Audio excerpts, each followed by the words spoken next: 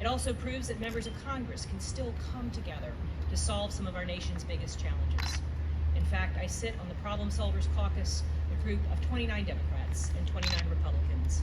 We largely worked on the framework that became the bipartisan infrastructure law.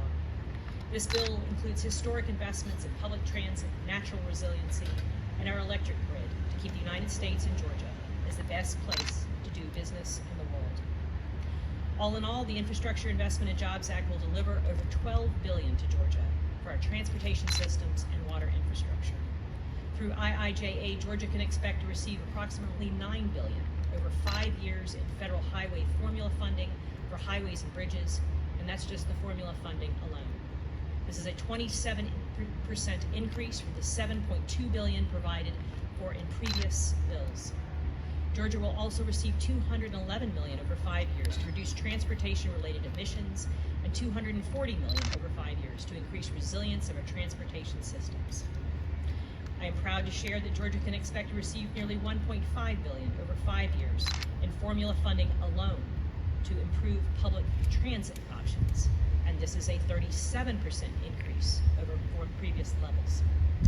Over 5 years, Georgia will also receive $135 million to support the expansion of an EV charging network in the state. And I'm very pleased to see the progress we are making in Peachtree Corners in rolling out those kinds of projects, and hope that we can get some more money to the community to help with this further. I have also worked, so transportation being very, very important to our community. It's the #1 barrier to economic development is congestion, so that is central to what I do. But I'm also very, very pleased to have advocated for these community projects.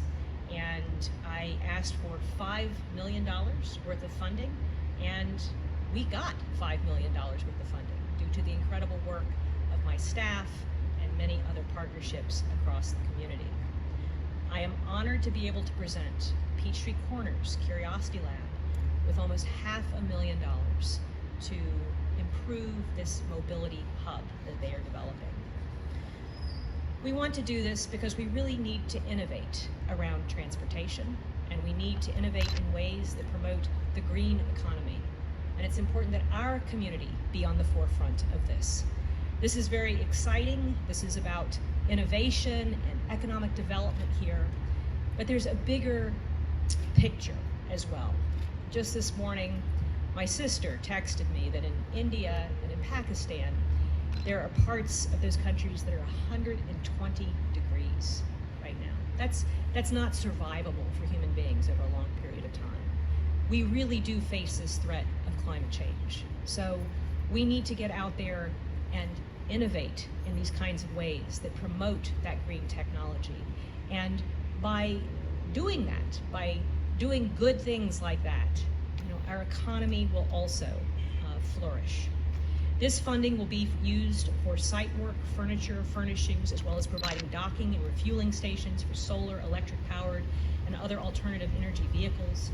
It will help accommodate mass transportation while integrating bicycle and pedestrian access and circulation. This offers a cost-effective last-mile connectivity to low-income individuals who may need to ride public transit at a higher rate than others. Overall, this money will help further establish the city of Peachtree Corners as a leader in the smart city space. And I greatly appreciate the vision of Mike Mason, the mayor, the city council of Peachtree Corners, in investing in innovations like Curiosity Lab. So, without further ado, I want to present the mayor and city manager, Johnson, with the check. All right, congratulations. Yeah.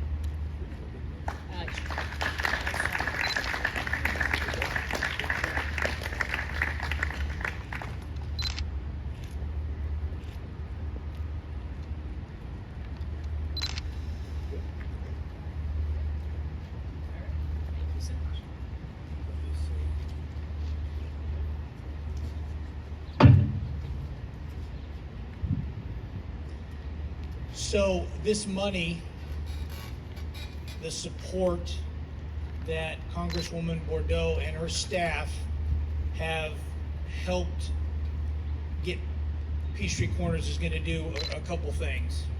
One is this rendering you see here is a rendering of a property that, again, is only a couple hundred yards up the road on our track, and it is going to create an electric vehicle multimodal facility. So all things electric vehicle are going to come together at this one location thanks to these resources that the Congresswoman helped us get. And by all things electric vehicle, ultimately everything from electric bus to obviously autonomous vehicles here that are all electric, to electric vehicle charging stations, DC fast charging stations that you can charge your vehicle in under 40 minutes, and electric bikes and e-scooters, all coming together at one location to help both with mobility in a more sustainable, environmentally friendly way, but also to help innovate as a society we move to more electric vehicle uses and mobility. One last thing I'd like to add is behind you, you see other technology that is at the bleeding edge of testing as these products look to scale.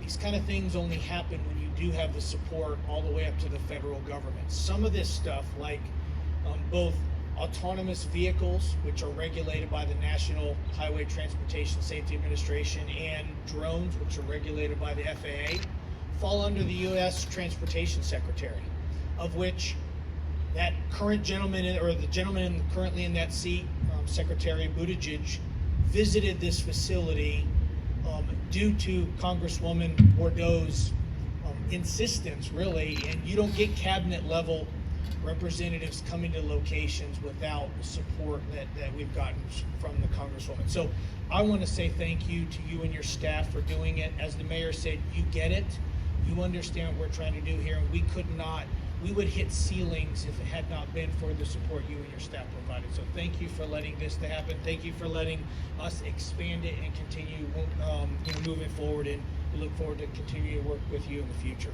Thank you again.